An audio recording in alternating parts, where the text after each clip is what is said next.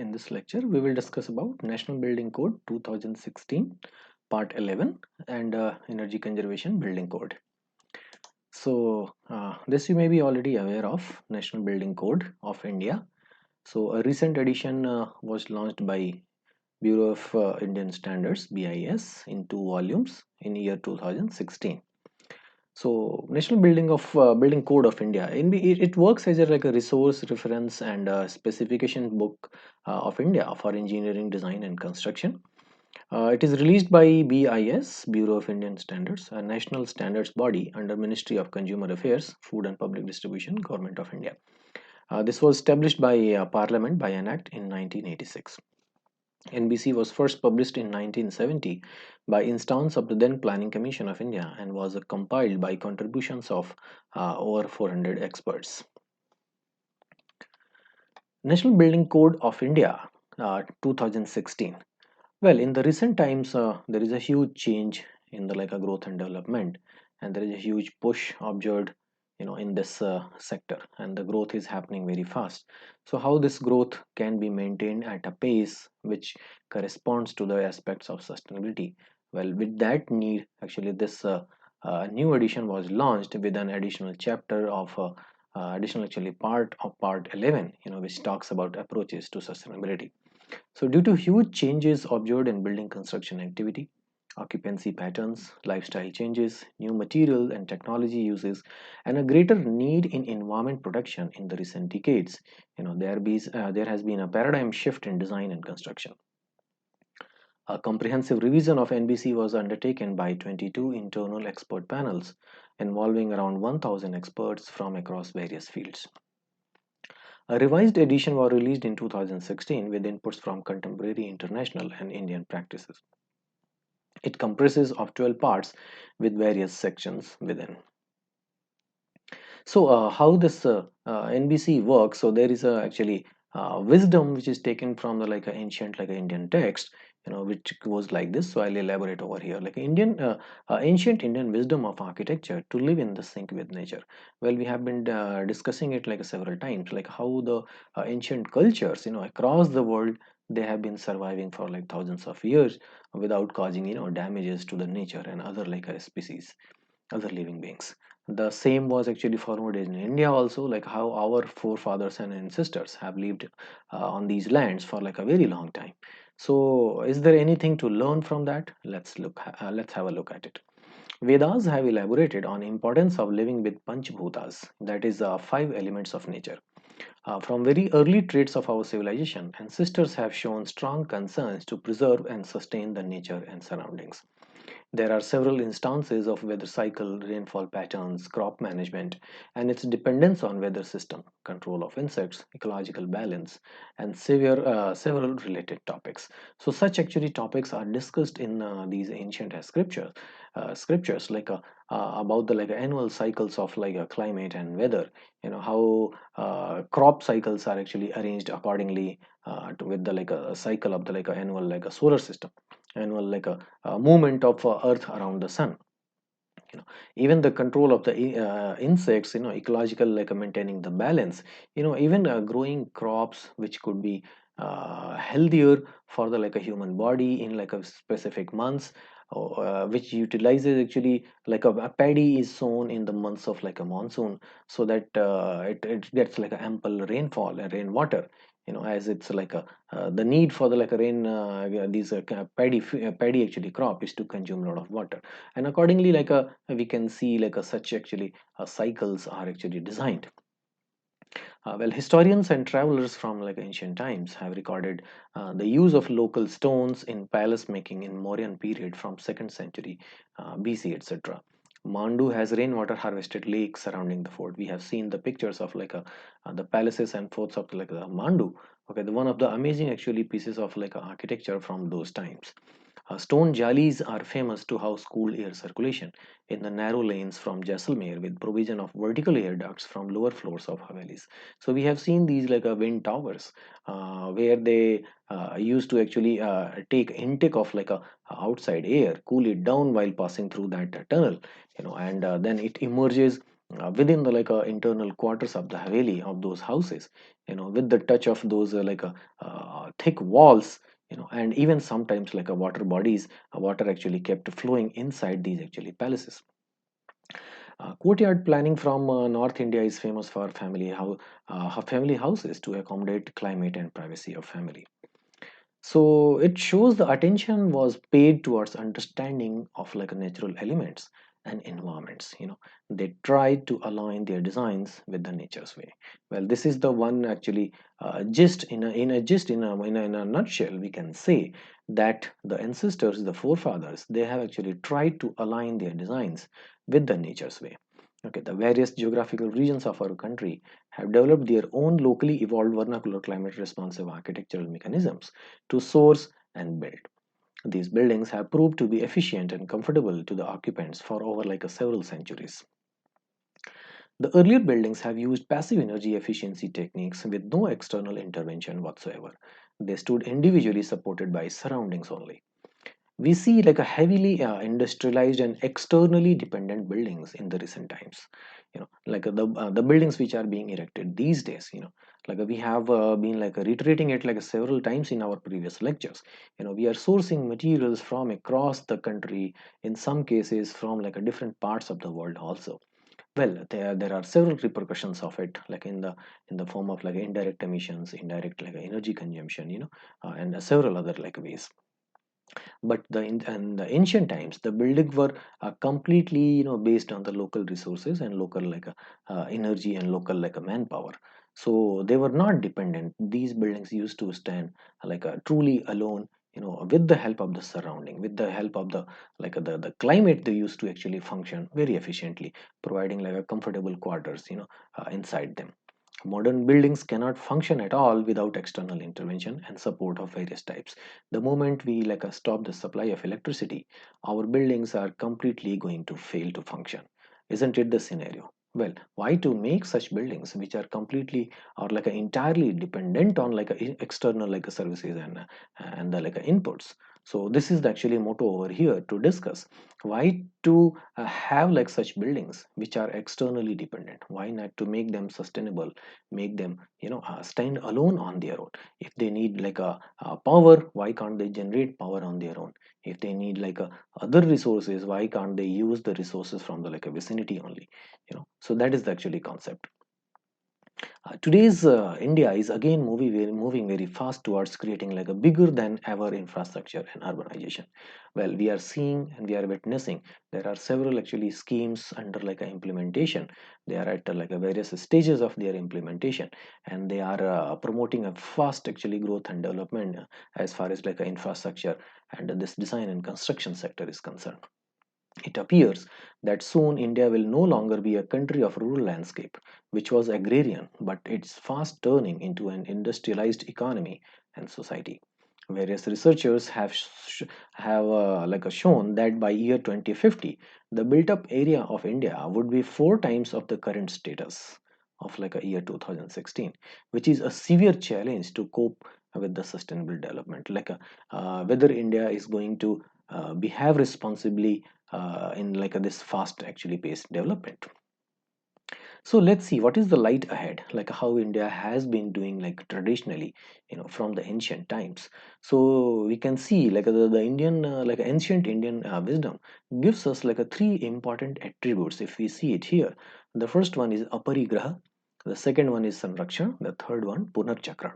So the first one, aparigraha, means minimum possession. That means a minimum consumerism, a minimum actually resource utilization, minimum actually resource taking resources from the surrounding or from anywhere. So minimizing the need, this is what we have been discussing in our previous lecture for as a strategy, how to minimize the waste. So the waste is actually generated by the mindless actually consumption of products and artifacts, and even utilizing lots of services which are not that critical for to meet our needs. So we have actually entered into an experiential economy, where we have kind of fulfilled our basic needs and we are going beyond that.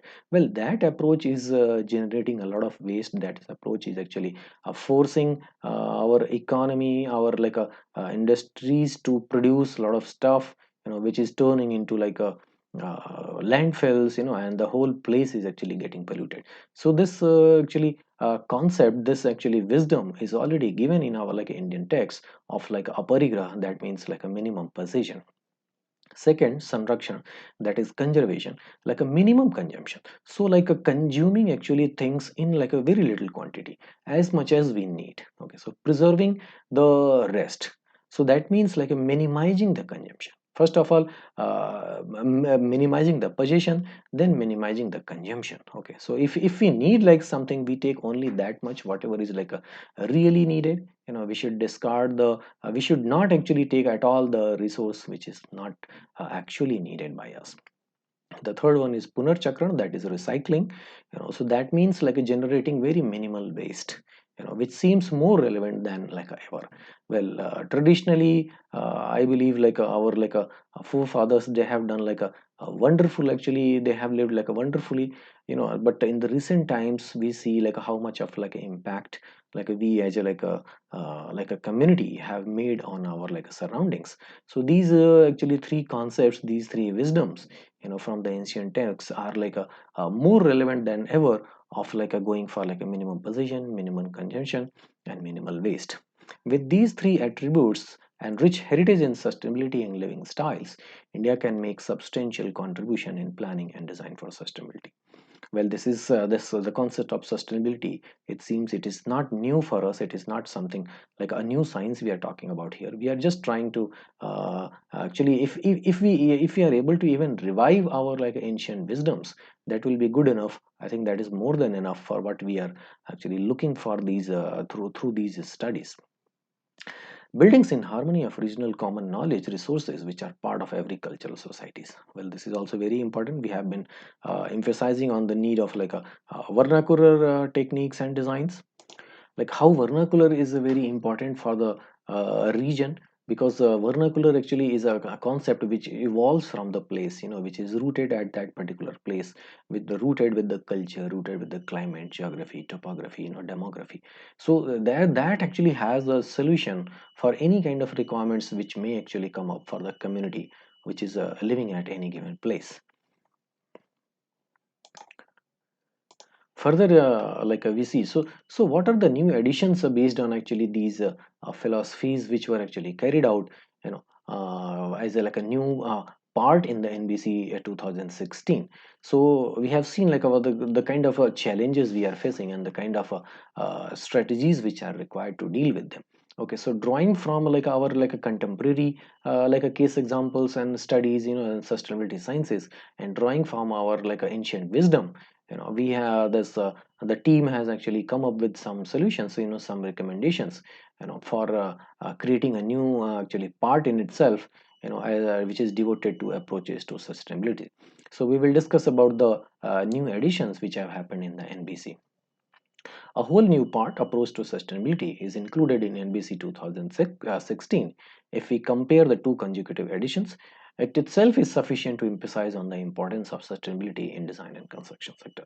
Well, there is a whole actually thought process which has gone for while for deciding to introduce this particular part in this NBC as a a resource document. So this actually, this document, this book works as a a reference and resource book for the practitioners, educators, students, manufacturers, the builders, every stakeholder who is anyhow related with this design and construction sector, actually must refers this actually book, because this book is constitutionally also in nature and is binding.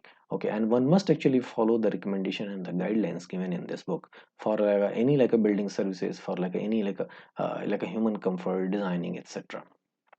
So NBC in general mainly contains administrative regulations, material specifications, safety instructions, and service planning, etc. So as you can see, it is very evident that it advises, it actually gives it lays down roadmap. It lays down a layout, like how to go for like a following like a regulations of the like a given places, as far as like a architectural or ergonomics or like a human like a anthropometric actually data is considered. If it is like a related with the like a climate, then how to deal with that. So, and if it is related with the like a local administrative rules and regulations and bylaws, then how to go about it. So it lays down such actually regulations.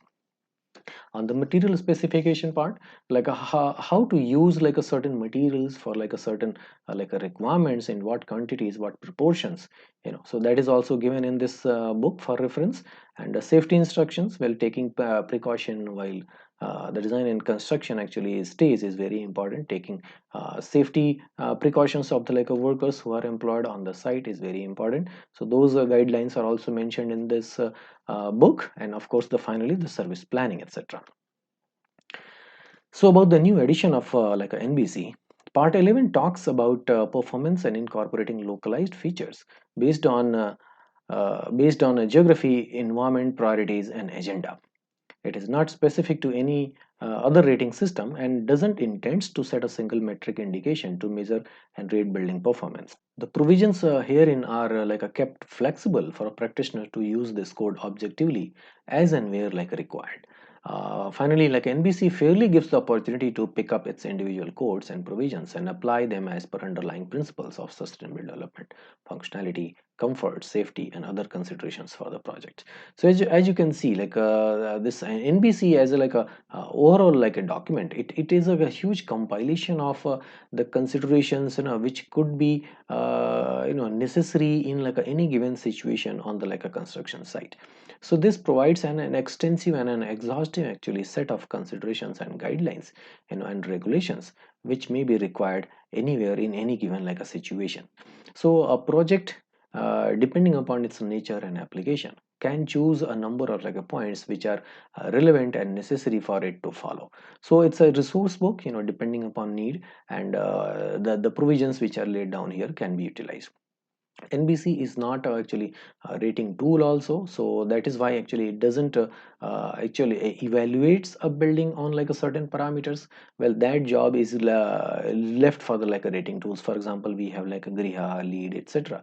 So those are actually specific tools for evaluation, but that is why actually NBC is different than any of those tools. Those tools actually evaluate a building on like a one given parameter or two given parameters, but NBC provides an extensive actually considerations which could be actually touching a building at any point of time while designing construction, operation, and maintenance, and even disposal. So that is how this NBC differs with any like a rating tool. So for the content of part 11, you can see over here it's a diagram which shows like the kind of attention, the kind of the criteria points given in under like these actually actually considerations, for their like a evaluation. So approach to sustainability has around 13 points, and you can see on the building service optimization it has around like 16 points. So this is just a diagram to show like how much of like a criteria points are distributed in each of these sections. So Griha version 2015 came before NBC 2016, hence there is a lot of scope to be included in Griha from part 11 of NBC. Well, we know Griha is like a rating tool, utilizes like a NBC, it utilizes like a ECBC, for actually drawing considerations and evaluation actually parameters. So since this NBC has come up like in year 2016, so they have actually released a new version of Griha in 2019, which utilizes actually this document. As per Griha mandate, NBC was taken as a resource book by Griha research team. NBC doesn't recognize itself as a geographical distinction, but in an overall sense. The research intends to find out missing points in SA method and look for those in the NBC to plug. So from here we can actually find out which are those relevant points, which are those relevant actually criteria which are needed for inclusion for actually fulfilling any like a certain like a objective. So for example, if you are framing like a sustainability assessment method such as like a Griha, lead, etc., then we can draw from this latest edition of NBC for like appropriate criteria points. So distribution wise, you can see like how much of weightage is given in each of these sections.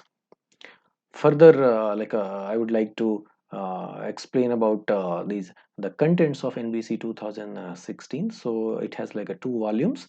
In each volume there are a certain number of parts, and within those parts there are like a sections and subsections depending upon the strength, and depending upon the focus and the weight is needed in those parts. So the part 0 talks about integrated approach, a prerequisite for applying the provisions of the code. Then part 1 starts from here with the definitions. Then part 2 talks about like administration. Part 3 talks about development controls, rules and general building requirements. Part 4 talks about fire and life safety. Then part 5 talks about building materials. Part 6 talks about structural design. And under that like a part, there are some sections and subsections. Section 1 talks about loads, forces and effects, soils, foundation, timber and bamboo. Then it has like a masonry, concrete, then plain and reinforced concrete, pre-stressed concrete, steel, prefabrication and system building, and mixed composite construction. Prefabricated concrete, it has system building and mixed composite construction. It has glass and glazing details also. Okay, so that much was covered in the volume 1. Volume 2 has construction management practices and safety, building services, lighting and natural ventilation, electrical and allied installations. Then it has like air conditioning, heating and mechanical ventilation, acoustics, sound insulation and noise control, installation of lifts and escalators and moving walks, lifts, escalators and moving walks. Then it has like a information and communication enabled installation, plumbing services including like a solid waste management, water supply, drainage and sanitation, solid waste management, gas supply. It has landscape development, signs and outdoor display structures. Further inside that, in the sections, it has like landscape planning, design and development, sign and outdoor display structures. Finally the part 11 comes, which is approach to sustainability, and the part 12 about asset and facility management. So these are the actually contents of NBC, where it has actually laid down elaborate actually descriptions and recommendations under these heads and subheads. So now we will discuss about Energy Conservation Building Code 2016. So if you see, what is the purpose of this ECBC, like Energy Conservation Building Codes? The purpose of the Energy Conservation Building Codes is to provide minimum requirements for the energy efficient design and construction of buildings. The code also provides two additional sets of incremental requirements for buildings to achieve enhanced levels of energy efficiency that go beyond the minimum requirements. So we can see like this gives us a minimum actually criteria, like how much of energy efficiency should be achieved in any like a given building. So it talks about the guidelines, it talks about the recommendation, it talks about the other like evaluations parameters, so that this purpose can be achieved. And what is ECBC? The Energy Conservation Building Code was launched in May 2007 by the Bureau of Energy Efficiency, BEE, Ministry of Power. Its main objective is to establish minimum requirements for energy efficient design and construction of buildings, recognizing the energy and cost savings of efficient buildings and to help address growing energy needs. The states are in the process to notify ECBC code also. So as we can see, like a Ministry of Power is the main actually source for this ECBC codes, and in order to like a go for like energy efficiency in buildings and like several other appliances, this BEE, Bureau of Energy and Energy Efficiency was actually established, which recommends, which prepares actually these guidelines, and it implements in the like a field. You may have noticed some like a home appliances also, electrical and electronic appliances also, they are like a star rated actually for their energy efficiency. So that is also one of the ways to bringing the products who comply on the energy efficiency parameters. Well, what are the contents of ECBC? We have this slide over here, which talks about the contents of ECBC 2017. So starting from the like a purpose to the scope, it goes for like energy efficiency performance levels. It talks about building systems, precedence, reference standards, building classification. And in compliance and approach, it talks about energy performance index. Determining EPI ratio. Compliance approaches, mandatory requirements, prescriptive methods, whole building performance method. You know, the other there are several actually documents and recommendations. You can see the list is given over here, which talks about how to design actually a particular component. For example, if you see here in the building envelope chapter, there are mandatory requirements for fenestrations, opaque constructions, daylighting, building envelope ceiling. Prescriptive requirements, for example, in the places of roofing, opaque external walls, vertical fenestrations, skylights, building envelope trade-off methods, standard building EPF calculations. For the comfort systems and controls, it is given for some mandatory requirements for ventilation, minimum space, conditioning equipment efficiencies, controls, additional controls for ECBC plus and super ECBC buildings, additional controls for super ECBC buildings, piping and ductwork, system balancing, condensers, and service water heating. For the prescriptive requirements, it speaks about pumps, cooling towers, economizers, variable flow hydraulics, hydronic systems, boilers, energy recovery, tool system efficiency, alternate compliance approach, and low energy comfort system, etc. It talks about the lighting and control also, for lighting controls for exit signs, some prescriptive requirements it has given for interior lighting power, building area method, space function method, installed interior lighting power, exterior lighting power, etc.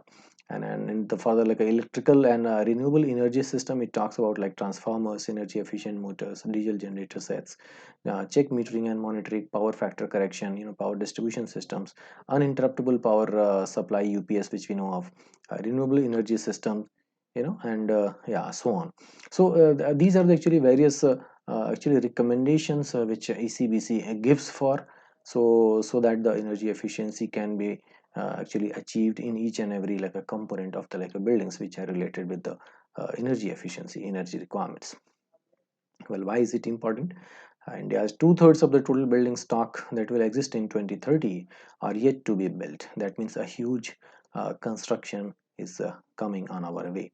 New buildings possess a great challenge to meeting its increasing energy demand, and we know buildings are the largest consumer of power across the world. Almost a 40% of the total energy produced across the world is taken up by the buildings only, which is the highest among all sectors, even leaving the industry sector behind. So ECBC sets a minimum energy efficiency levels for a commercial buildings, locking in energy saving for years to come, retaining occupant comfort while combating climate change. So this is why actually important. Is it applicable to all the buildings? Well, ECBC is applicable to almost all buildings or building complexes that have a connected load of 100 kilowatt or greater, or a contract demand of 120 kVA or greater, and used for a commercial purposes. So this is where actually ECBC becomes mandatory. It is applicable for both government and private buildings. The code is not applicable to equipment and portions of building systems that use energy primarily for manufacturing processes.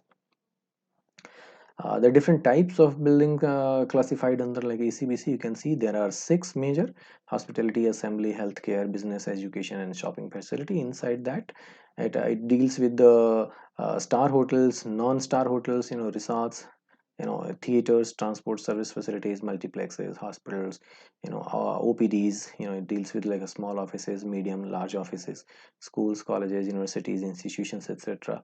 Shopping malls, standalone retails, open gallery malls, supermarkets, etc. So these are all we can see are the bigger establishments whose private power requirements are a heavy. So these ECBC norms are actually mandatory for such facilities. Well, what are the different compliance approaches to meet ECBC compliance? Well, there are three actually compliance approaches to meet ECBC compliance: prescriptive, building trade-off, and a whole building performance approach. So we'll see one by one. In the prescriptive approach, it has a flexibility, keeping it low, expert knowledge, keeping it low, and requires a little energy expertise, provides minimum performance requirement, no flexibility. So this is actually the simplest one over here. And the second one, if you see the flexibility kept is at the medium level, expert knowledge at the medium level. It allows some flexibility through the balance of some high efficiency components with other lower efficiency components. Finally, the third one, whole building performance approach. The flexibility level here is very high, and expert knowledge high, allows flexibility in meeting or exceeding energy efficiency requirements as compared to a baseline building. Well, what are the mandatory code requirements? Irrespective of whether one opts for a whole building performance method or prescriptive method, the code compliances require the building to fulfill a set of mandatory provisions. The mandatory requirements are described in EGE CBC under sections 3 to 1, 4.2, 5.2, 6.2, and 7.2 of CGE CBC code. Well, what is the EPI of a building? This is one of the important actually things I wanted to elaborate over here. The EPI of a building stands for Energy Performance Index, which can be like a given as under, like a EPI is equal to like a annual energy consumption in like a kilowatt hour kWh, divided by total built up area excluding the unconditioned basement. So unconditioned spaces like a basement, etc. So this is where the performance index of like a building is evaluated on the like a energy parameter. So that is known as like a EPI. So how much of the area it is consuming, divided by the total built up area, like how whatever is the like a built up area of that building, so per like a square meter, for example, like how much of energy is being consumed on like an annual basis, so that actually a number is known as like a EPI. Why this is important? Because there are certain actually slabs given for like a optimal actually uses of optimal actually consumption of like a power in the buildings, in like a it is divided based on the different like the types of the building also, whether it is a retail, hospitality, educational, etc. So a building actually must come closer to that actually to attain the efficiency on energy consumption part. Well, what is the let's see, there is another actually this actually combination actually coming up. So it talks so this is like a EPI ratio. So what is EPI ratio? For that understanding that we must actually understand how to derive this. So let's see this slide. What is the difference between a standard building and a proposed building? A proposed building is the like a consistent with the actual design of the building and complies with all mandatory requirements of ECBC. And what is a like a standard building? So standard building is a standardized building that has the same building floor area, a gross wall area, and gross roof area as the proposed building, complies with the mandatory requirements section 4.2, 5.2, 6.2, and 7.2, and minimally complies with prescriptive requirements of section 4.3, 5.3, and 6.3 for ECBC buildings. So based on this, if you see what is the EPI ratio, so the EPI ratio is the ratio of the EPI of the proposed building to the EPI of the standard building, simply. Okay, so EPI ratio is the like a EPI of proposed building divided by EPI of standard building. So standard building is the like a standard, you can say, as a like a base case. So how well is the performance of your like a proposed building? So that is checked with this actually base case, and you get the EPI ratio. So this is like a EPI. So this will actually define like how much deviation the proposed building, the design building has compared to the base actually base case, the standard building. So this is where actually if the ratio is like a 1, or if it is closer to 1, it is the like a it will taken as like an optimum actually case. Well, important thing over here, what is U value? Let me bring U value is a measure of like a heat loss. It is expressed in watt actually per meter square Kelvin, and shows the amount of heat loss in watts per square meter of material. For example, wall, roof, floor, etc. When the temperature K outside is at least like 1 degree lower, the lower the U value, the better the insulation provided by the material.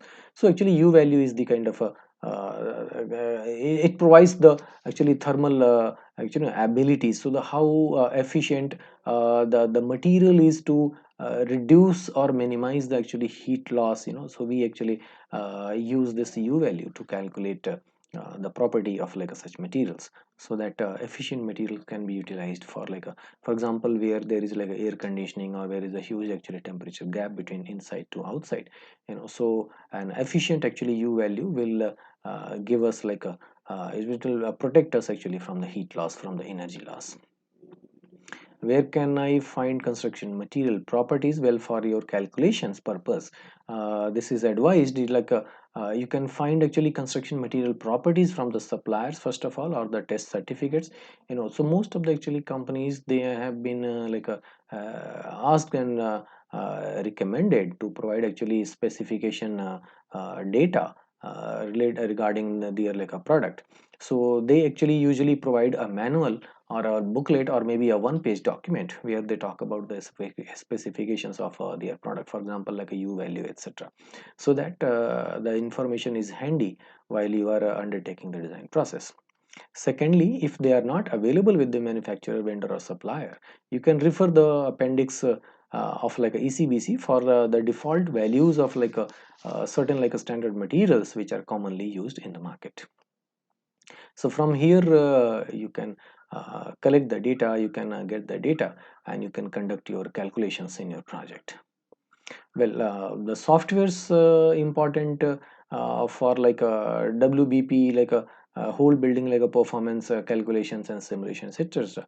So these are actually some open source or freely available softwares, listed by ECBC, which you can take note of or take a screenshot of this actually slide, and you can look for these softwares while if you are looking for like a creating like a simulations, if you are looking for actually calculating the value, or WPP of your like a designs. So these are like a eQuest, Open Studio Design Builder, IESVE, Symergy, Energy Plus, eQuest, and Energy Plus. So these are the actually some softwares, some like open source and free softwares which you can use for your calculation purposes. Well, what about the weather data and all? So this is also one of the important actually data sets which are needed for like undertaking like a such a analysis and studies. So Indian Society of like a Heating, Refrigeration and Air Conditioning engineers, like ISHRE, provides weather data for like Indian locations for simulations. Weather files can be downloaded from Energy Plus website for Indian cities given on the link below. So this is the link below. You can go to this link and you can gather like a weather related information of like a the Indian like a given cities, from wherever like you are located or your project is actually located. You can download this data, you can feed into the like a software, and the software will generate a simulated environment where that actually places. So by placing your building and design in that actually simulated like atmosphere, you can calculate actually the further calculations. So this will be helpful for the your like a project for calculating like the EPI or EPI ratio of the your projects. Okay, so this is how you can make use of this ECBC recommended actually materials, ECBC recommended actually provisions, and NBC provisions also. So it is very important for you as an like an architect, designer, or engineer to practice in India. So you must actually consider NBC and ECBC norms and recommendations for your designs. Thank you very much.